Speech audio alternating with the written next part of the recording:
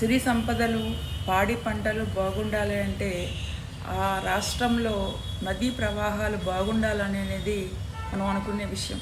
కానీ అపశృతి జరిగింది. 100 సంవత్సరాల చరిత్రలో కనీ విని ఎరగని రీతిలో ఉభయ రాష్ట్రాల్లో కృష్ణా తీరక ప్రాంతాలు వరద పాలయ్యి ఎంతోమంది మనుషుల్ని, ఆస్తుల్ని, పాడి పంటల్ని కోల్పోయారు.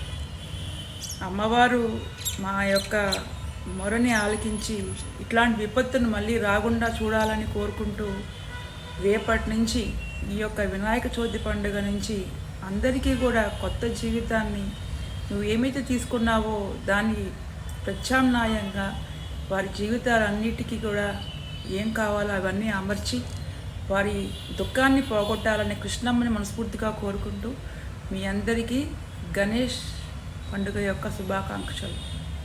మీ భవానీ సాయి.